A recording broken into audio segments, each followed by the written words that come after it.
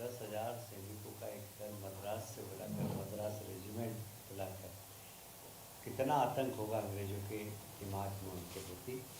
और इसीलिए आज मंत्रिमंडल ने निर्णय भी लिया कि इस अभ्यावरण का नाम जो यहाँ पर है, राजा भगवत सिंह वन्यजीव अभ्यारण्य पचमढ़ी नाम रखेंगे हम इसका। अभी तक पचमढ़ी वन्यजीव अभ्यारण्य था, अब इसकी जगह राजा भगवत सिंह वन्य जीव अभ्यारण्य पचमढ़ी करने का निर्णय लिया उनके सम्मान में।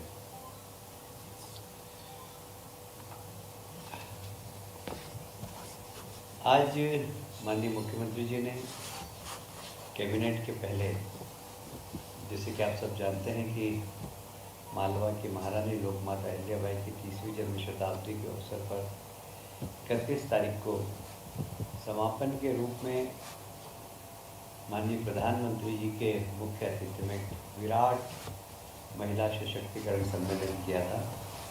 उसमें लगभग 2 लाख से ज़्यादा महिलाएं सम्मिलित हुई थी।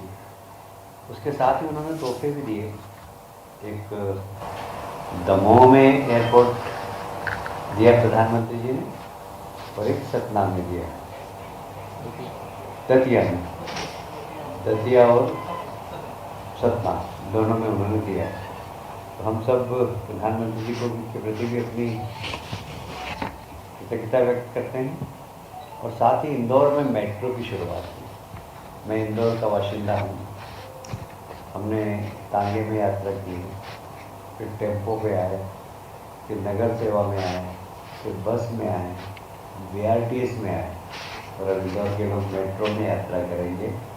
और ये हम सबका सौभाग्य है कि ये विकसित भारत का सपना जो प्रधानमंत्री जी ने देखा है, हमने भी विकसित इंदौर का सपना देखा था, तो हमारी आंखों के सामने हम साकार होते हुए देख रहे हैं। और इसमें हमारे देश के प्रधानमंत्री, केंद्र की सरकार और हमारे प्रदेश के लोकप्रिय मुख्यमंत्री doctor Mohan Yadav ji, double engine की सरकार के कारण ही संभव हो सका। इसके साथ ही हम मेट्रो को इंदौर से उज्जैन तक भी ले जा रहे हैं। हम कोशिश कर रहे हैं कि 2028 के सीमेंट के पहले हम मेट्रो इंदौर और उज्जैन के बीच चला दें। उसके लिए बहुत द्रुत गति से काम चल रहा है। माननीय प्रधानमंत्री जी ने अपने भाषण में मध्य प्रदेश सरकार के कार्यों की सराहना की। विशेषकर महिला सशक्तिकरण में जो मध्य प्रदेश की सरकार ने काम किए हैं, उसकी उन्होंने सराहना भी की है। मुझे इस बात की प्रसन्नता है कि डबल इंजन की सरकार क्या होती है, अब ये प्रदेश की जनता भी समझ रही है और देश की जनता भी समझ रही है। पिछले दिनों आपने देखा हुआ कि माननीय मुख्यमंत्री जी ने जल गंगा संवर्धन अभियान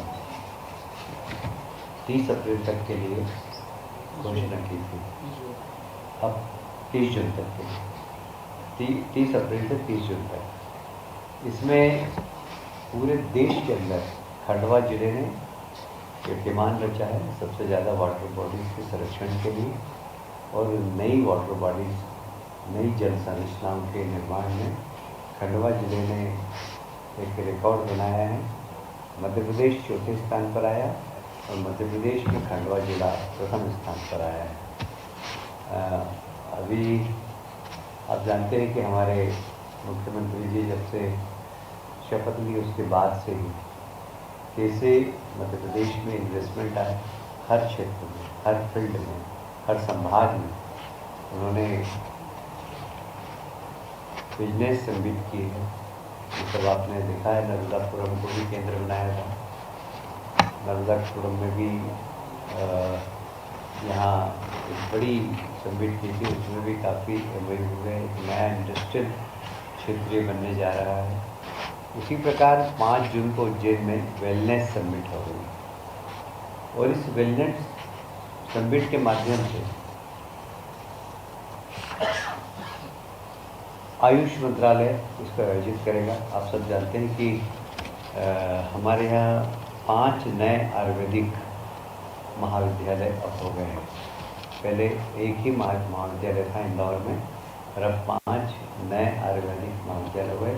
आयुष विभाग को हमने सशक्त किया है।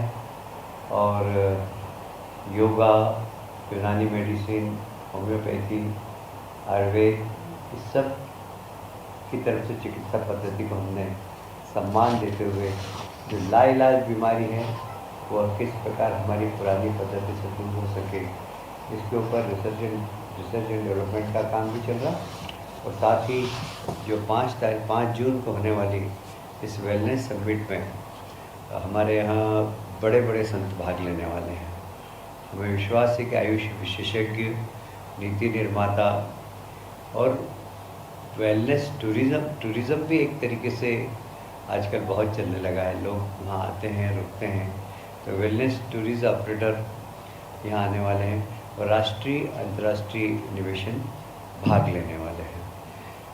अभी आज तो हमारी कैबिनेट की मीटिंग हुई है, पर हम 14, 15, 16 को फिर से आ रहे हैं सांसद और विधायक के प्रशिक्षण वर्ग में। 14 तारीख को संभवतः देश के गृह मंत्री जी इस प्रशिक्षण वर्ग का उद्घाटन करेंगे। 2 दिन यह चलेगा, तीसरे दिन समापन होगा।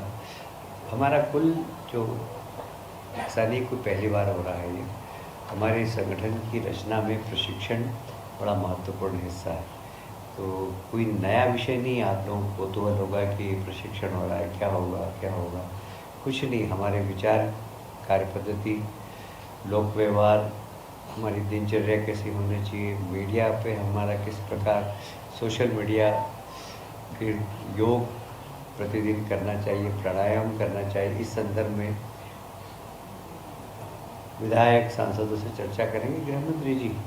और मीडिया प्रबंधन, सोशल मीडिया प्रबंधन विशेष रूप से इस पर माननीय सांसद और विधायकों से चर्चा करेंगे। तीसरे दिन इसमें ये भी विषय आ सकता है कि आपके निर्वाचन क्षेत्र में चुनौतियाँ क्या क्या है, आपके निर्वाचन क्षेत्र में विकास की क्या क्या संभावना है, आपके निर्वाचन क्षेत्र में इन्वेस्टमेंट की क्या क्या संभावना, बातों पर चर्चा होगी। और यहाँ पर लोक माता अहिल्याबाई के जीवन पर एक नाटिका का भी मंचन किया जाएगा, जिसमें आप सब भी आमंत्रित हैं, क्योंकि वह नाटिका बहुत ही अच्छे तरीके से इसको मंचित किया गया है महाराष्ट्र के कलाकारों ने। तो आप सबको भी मैं निमंत्रण देता हूँ।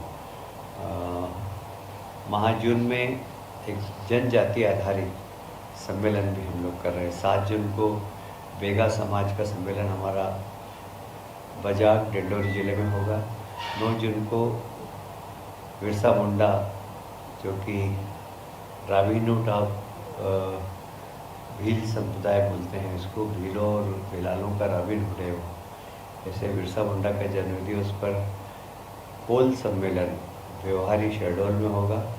18 जून को सहारिया जाति के जो हमारे आदिवासी हैं उनका सम्मेलन कोलारस और शिवपुरी में होगा। और मुझे बहुत प्रसन्नता है कि राजा भगवत सिंह कोरकू जाति से आते हैं और उनके सम्मान में भी कोरकू जाति के लोगों के साथ सम्मेलन करेंगे। 9 जून से 21 जून तक प्रधानमंत्री के 11 वर्ष पूरे होने पर पूरे ही देश में कार्यक्रम होंगे। 11 वर्षों में माननीय प्रधानमंत्री जी के कार्यकाल में किस प्रकार प्रगति हुई है देश की। आप सभी जानते हैं कि हम देश दुनिया के नक्शे में, आर्थिक नक्शे में भारत 16वें नंबर पर आया, फिर 11वें नंबर पे आया, आज 4थे नंबर पे है हमारी इकोनॉमी, और हम जल्दी ही 3रे नंबर की विश्व की सबसे बड़ी इकोनॉमी होंगे। मुझे ये कहते हुए बहुत गर्व है कि हमारी सेना विश्व की 3रे नंबर की बड़ी सेना है, और वो सेना है जो दूसरे के घर में जाकर मार के आने का साहस रखती है। ये भी हमारे देश के प्रधानमंत्री जी के नेतृत्व की बहुत बड़ी उपलब्धता है। माननीय अटल जी का जन्म शताब्दी वर्ष चल रहा है। हम इस जन्म शताब्दी के अवसर को भी बहुत धूमधाम से मना रहे हैं। इस प्रधानमंत्री जी के 11वें वर्ष के साथ साथ हम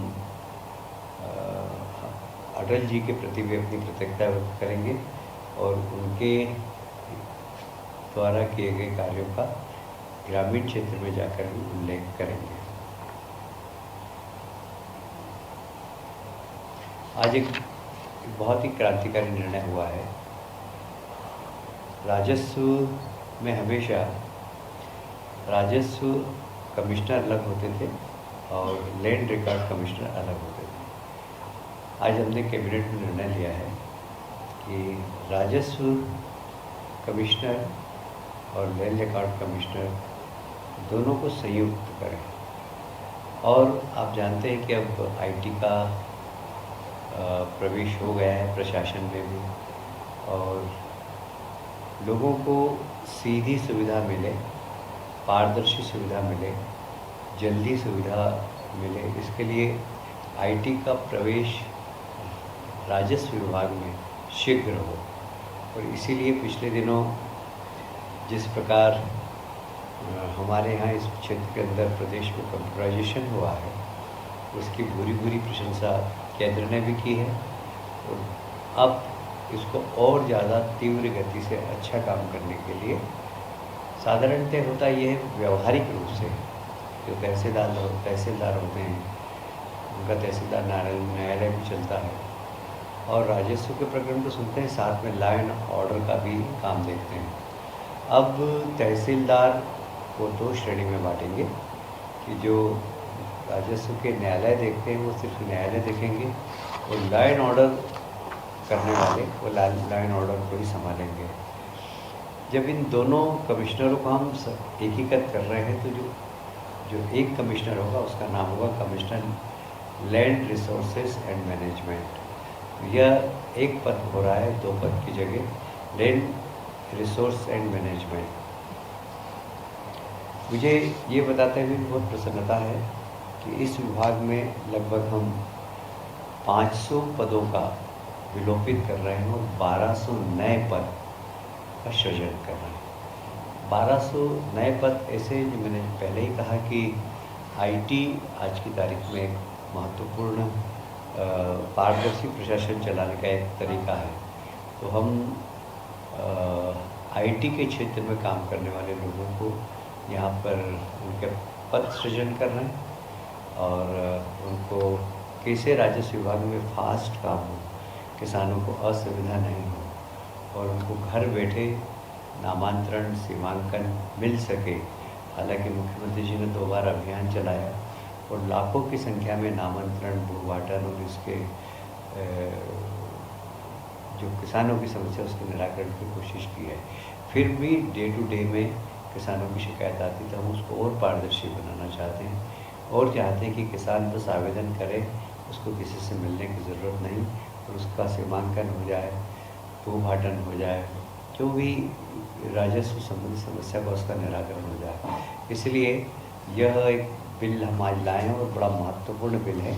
इसमें बहुत सारे बिंदु हैं, इसकी डिटेल हम आपके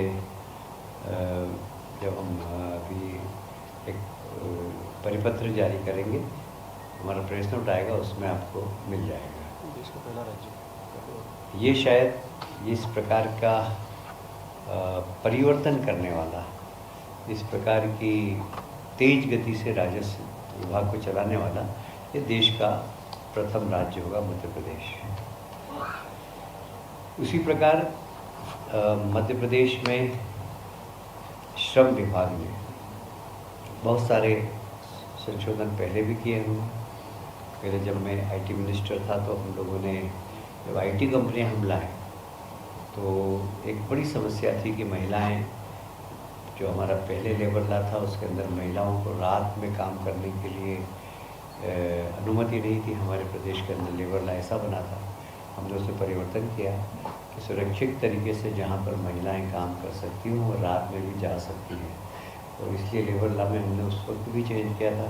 अभी फिर हम चेंज कर रहे हैं क्योंकि अनेक बार कॉन्ट्रैक्ट बेसिस पर जो काम करने वाले मजदूर हैं उनका फैक्ट्री में शोषण होता है, उनका शोषण नहीं हो, इसलिए हमने कुछ ठेका श्रम विनियम उत्पादन अधिनियम 2070 में 20 ठेका श्रमिक सीमा को 50 तक बढ़ाया जाना प्रस्तावित किया है। ऐसे ही कारखाना अधिनियम 48 में 10 श्रमिक के स्थान पर 20 श्रमिक, और वो भी बिना हाथ से काम करने वाले, जो कि एक तो मशीन पे काम करते हैं और कुछ ऐसे उद्योग होते हैं जहाँ पर हाथ से काम किया जाता है, तो उनको भी 20 श्रमिक के स्थान पर 40 श्रमिक की संख्या बढ़ाई गई है। ऐसे बहुत सारे ऐसे क्रांतिकारी परिवर्तन किए गए जिससे कि औद्योगिकरण में श्रमिकों की समस्या का निराकरण हो सके, और उसमें इस बात का ध्यान रखा गया है कि श्रमिकों का अहित नहीं हो, उनके अधिकारों का संरक्षण करते हुए हमने लेबर एक्ट में संशोधन किया है।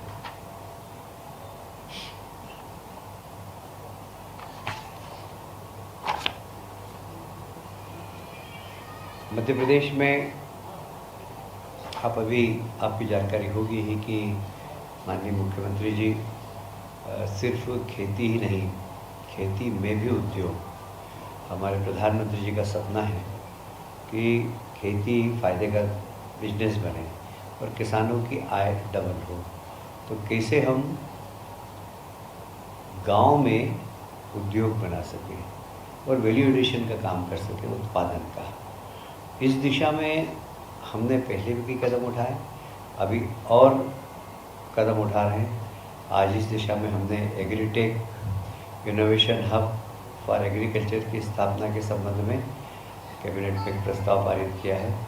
इसमें राज्य शासन की ओर से एवं विज्ञान एवं प्रौद्योगिकी विभाग और राज्य इलेक्ट्रॉनिक्स निगम की सहभागीदारी से हमने एक इलेक्ट्रॉनिक सूचना एवं प्रौद्योगिकी मंत्रालय, भारत शासन सरकार को प्रस्ताव की प्रशासकीय स्वीकृति के अनुक्रम में इंदौर IIT में एक agritech hub, innovation hub for agriculture ऐसा बनाने का निर्णय लिया है। इसमें IIT भी हमारी टेक्निकल पार्टनर है। कैसे किस प्रकार अच्छे बीज हो, अच्छी खेती हो, पर एकड़ उत्पादन बढ़े, इस दिशा में यहाँ पे रिसर्च मार्गदर्शन सबका काम होगा और कुल मिलाकर खेती लाभ का धंधा बढ़े। इसकी खास विशेषताएं जो मैं बताना चाहूँगा, कृषि में उत्कृष्टता केंद्र की स्थापना, जिसमें निजी क्लाउड होस्टिंग वाला तकनीकी केंद्र हो, Tier 2 संस्थानों के सहयोग से 46 एग्रीमेंट कार्यक्रमों के समर्थन का क्रियान्वयन, 40 आविष्कारों का खुलासा व 25 पैटेंट दाखिल करना, औद्योगिक तत्परता बढ़ाने के लिए स्टार्टअप को प्रौद्योगिक हस्ताक्षर और लाइसेंसिंग सहायता प्रदान करना। इसमें सुनिश्चित किया जाएगा कि जो कृषि क्षेत्र के नौजवान हैं वो स्टार्टअप कैसे अपना चालू कर सकें, तो इस दिशा में ये मार्गदर्शन देने का भी काम करेंगे। प्रतिष्ठित पत्रिका और सम्मेलन में न्यूनतम 50 प्रकाशन प्रस्तुत करना, जिससे कि अन्य लोग भी इसका लाभ ले सकें। 8 स्टार्टअप के इंक्यूबेशन के सहायता तथा 10 प्रौद्योगिक हस्तांतरण और लाइसेंसिंग समझौते को सुगम बनाना, cloud infrastructure, high performance computing system तथा अन्य अत्याधुनिक तकनीकों तथा उन्नत बुनियादी ढांचे से लैस प्रौद्योगिकी केंद्र की स्थापना होगी। इससे कृषि क्षेत्र में काफ़ी किसानों को मदद मिलेगी। और जो स्थापित किसान हैं, मैं एक बात और बताना चाहता हूँ कि जो किसान परंपरागत तरीके से खेती करते हैं, उनकी खेती बदलने में बहुत परेशानी होती है। पर नई पीढ़ी के जो नौजवान हैं वो अगर तकनीकी चीज़ को समझकर, क्योंकि जैसे क्रॉप चेंज हमें तो किसानों के बीच में जाते थे, हमें बड़ी समस्या का सामना करना पड़ता था। पर हम जब नए नौजवानों को बताते थे, शायद आप लोगों में से कई लोगों को मालूम होगा कि नागपुर में संतरे मिलते हैं, पर ज़्यादातर संतरे वे शाहजहाँपुर आगरा के। ये मैं जब मेरे पास उद्यानिकी विभाग था, तब मैंने एक आग्रह करके लोगों से कहा था कि आप 10 एकड़ ज़मीन है, 2 एकड़ में संतरे लगा हुआ। संतरे में उनको बहुत फ़ायदा मिला। 1 किसान, 2 किसान, 3 किसान, आज पूरे क्षेत्र में संतरा ही संतरा हो गया। उसी प्रकार रतलाम में हम लोगों ने अंगूर को प्रमोट किया था और नए किसान थे, एक में नाम मांगीलाल पाटीदार है, बिल्कुल नया किसान, जिसने कृषि के स्नातक की पढ़ाई भी की थी। मैंने उसको समझाया, उसने अंगूर लगाना चालू किए, पूरे गांव में अंगूर लग गए। रतलाम के अंगूर आज महाराष्ट्र के अंगूर के नाम से बिक रहा है। फिर मैंने ही उसको सुझाव दिया कि तुम इसकी वाइन भी बनाओ। पहला मध्य प्रदेश पहला राज्य जिसने किसान को वाइन बनाने की लाइसेंस दिया। उसकी वाइन आज भी चलती है। ये बात सही है कि मार्केट में उतना शेयर नहीं है उसका, पर अंगूर की शराब बनाने के लिए हमने किसानों को उस समय, तो कुल मिलाकर किसान उन्नत किसान बने, नई तकनीकी के माध्यम से कोशिश करें और कृषि करें। और क्रॉप चेंज, अभी आपको मालूम ही होगा कि केंद्र सरकार ने भी एक बहुत बड़ा इनिशिएटिव लिया है। हर ज़िले के अंदर 4-4 कृषि वैज्ञानिक भेजे हैं। वे पूरे ज़िले की सॉइल टेस्ट करेंगे, क्लाइमेट चेंज का उस ज़िले में क्या प्रभाव पड़ रहा है और कौन सी खेती उनको करना चाहिए। इस दिशा में वे 15-15 दिन रहकर उस पूरे ज़िले के अध्ययन करने के बाद एक रिपोर्ट तो मध्य प्रदेश शासन और राज्य सरकार को प्रस्तुत करेंगे। किसान कल्याण तथा कृषि विभाग कंपोजिट लॉजिस्टिक एवं पावर खेड़ा के हस्ताक्षर के संबंध में ये एक नर्मदापुरम को बहुत बड़ा तोहफा आज कैबिनेट ने दिया है।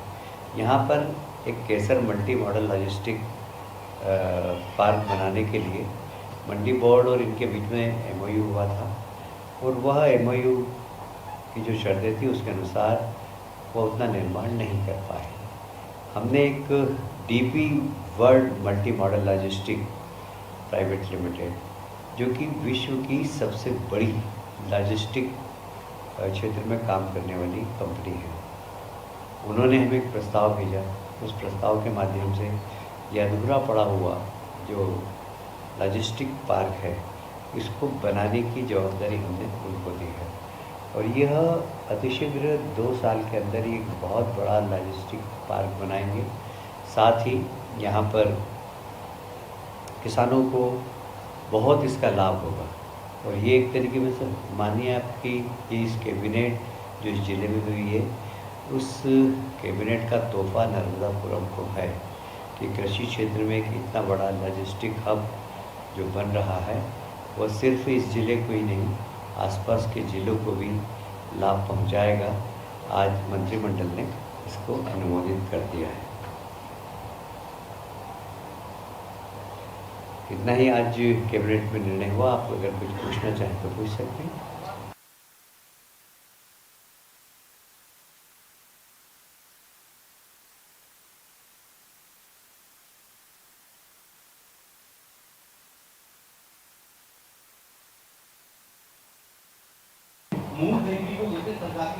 अभी कैबिनेट में इस संबंध में कोई विचार नहीं हुआ। मैंने बताया ना कि कैबिनेट, आज मैं कैबिनेट की ब्रीफिंग कर दे रहा हूँ आपको। कैबिनेट में इस संबंध में कोई विचार नहीं हुआ।